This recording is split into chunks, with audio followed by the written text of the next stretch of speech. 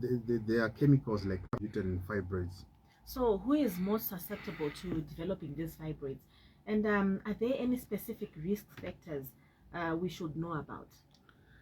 You find women of childbearing age, they are at a higher risk of having these uterine fibroids, especially when you reach the ages from 30 to 40s. That's a risky factor when it comes to these issues of uterine fibroids.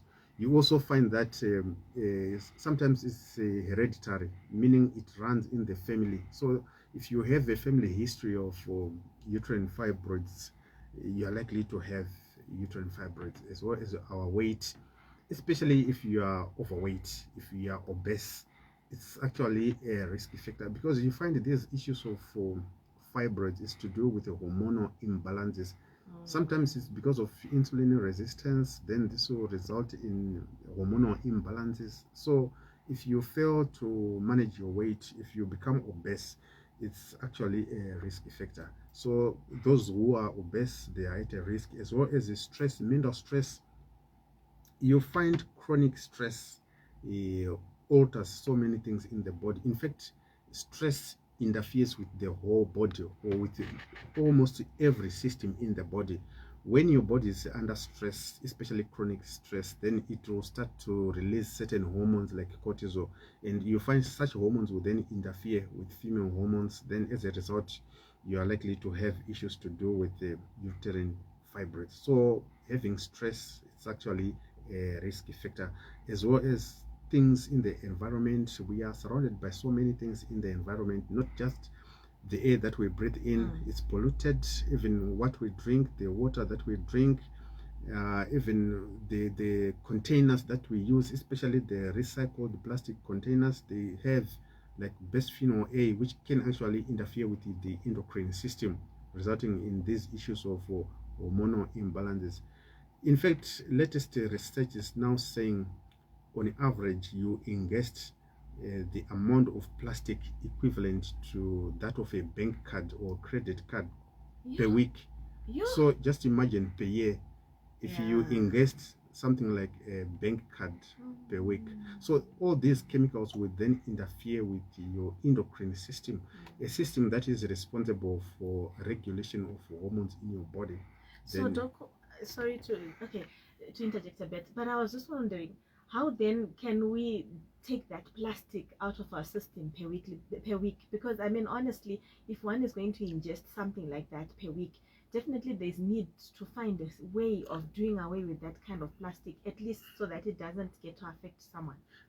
That's very true. So you find the issue of plastics, it starts from the manufacturers or the packaging industry. Remember, in the past, we used to buy like a bread just covered by a plastic, a khaki cover. And then the issues of bottled water, we used to have like glasses. Yes. So it's a challenge, because you find plastic is much cheaper to the manufacturer, but to the end user, sometimes it comes with quite a number of health risks. And you also find even the thermal receipts, those receipts that we get from the supermarkets, they have like bisphenol A, a chemical. So if you touch it with your hands, anything that get contact with your skin enters your blood. So we have to go digital when it comes to thermal receipts. Just have a digital receipt perhaps on your phone. That way, it's actually a way of preventing many diseases as a result of these plastics. You'll find it's not only the issue of fibroids. Plastics are actually carcinogenic. You will find that quite a number of cancers are because of exposure to chemicals, including plastics. Okay, so when you got in the studio, you told me you're an acupuncturist and a registered homeopath. So let's look at let's also then try to look at or explore. Let's explore my alternative perspectives. How might a homeopathic health practitioner or even an acupuncturist view the causes of uterine fibroids? So you find an acupuncturist is a medical health practitioner who trained in the Chinese medical system. Okay. The way he views issues to do with the uterine fibroids is slightly different from other medical systems. And also when it comes to homeopathy, that's another separate medical system.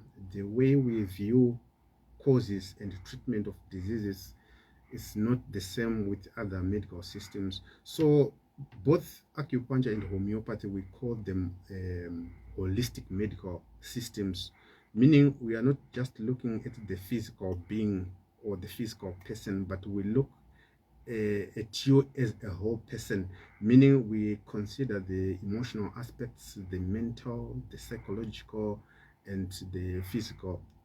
So yes, and we also identify and eliminate the true cause rather than just masking or suppressing the symptoms. Okay. So we dig down to the root cause. When it comes to these issues of fibroids, from a homeopathic perspective, the most important thing is to know the cause.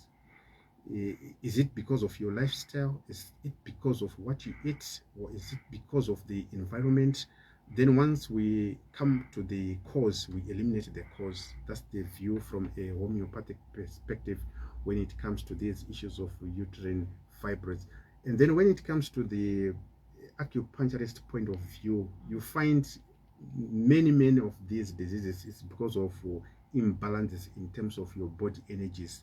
So even the treatment options, they are there just to stimulate the natural healing process of the body, because we believe the human body is a self-regulating organism. Your body is supposed to self-regulate your hormones so that you won't have a non-cancerous tumors or uterine fibroids in the body. So we just stimulate the body or the natural healing process in the body, what we call self-healing. Okay, thank you so much for that, Doc.